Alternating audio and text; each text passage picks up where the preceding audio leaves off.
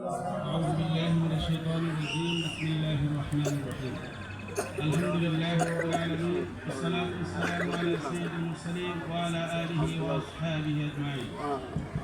إن الله لا يغير ما بقوم حتى يغيروا ما بأنفسهم.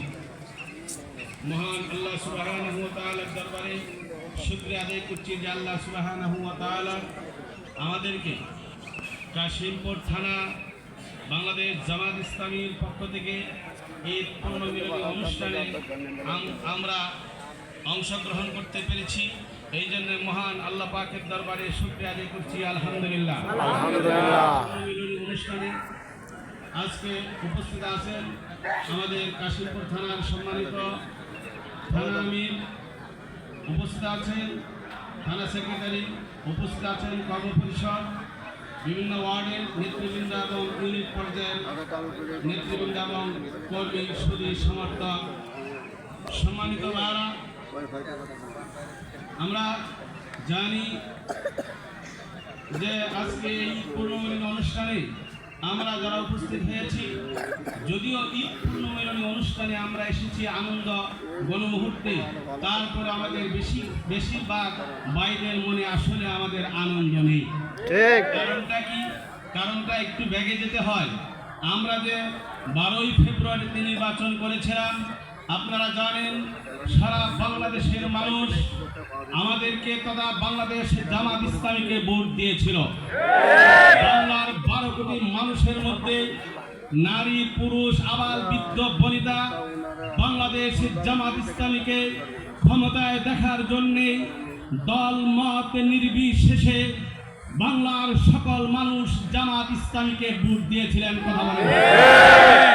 সম্মানিত ভাই বন্ধুগণ, আমরা জানি বাংলার 18 কোটি মানুষ জামাত ইসলামীকে ভোট দিয়েছিলেন বাংলার মসনদে বসার জন্য।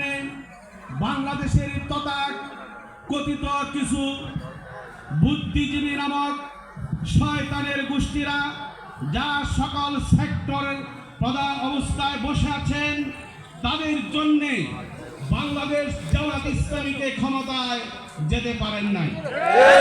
তাদের দুর্নীতির কারণে বাংলাদেশ জামাত ইসলামী সরকার গঠন করতে পারেন নাই। কথা বলেন ঠিক কিনা? তবে আমরা জানি, বাংলার 18 কোটি মানুষ জানে বিজয়ের দিক দিয়ে সর্বোচ্চ ভোট পেয়ে বাংলাদেশ জামাত ইসলামী বিজয় অর্জন করেছে, কিন্তু জামাত ইসলামীকে সরকার গঠন করতে দেওয়া হয় না। আমি কোরআন কারীমের আয়াতে কারিমা তেলাওয়াত করেছি, ইন্নাল্লাহা লা ইউগাইয়িরু মা বিকওমিন হাত্তা ইউগাইয়িরু মা বিআনফুসিহিম। আল্লাহ রাব্বুল আলামিন কোরআনুল কারীমের মধ্যে বলছেন, আমি জাতির ভাগ্যকে ততক্ষণ পর্যন্ত পরিবর্তন করি না যতক্ষণ পর্যন্ত ওই জাতি তার নিজের ভাগ্যের পরিবর্তন করার চেষ্টা করে। সম্মানিত ভাইরা আমার, আমরা এবারের ক্ষমতা আমাদেরকে দেওয়া হয় নাই। আমাদেরকে এখন থেকে প্রস্তুতি নিতে হবে।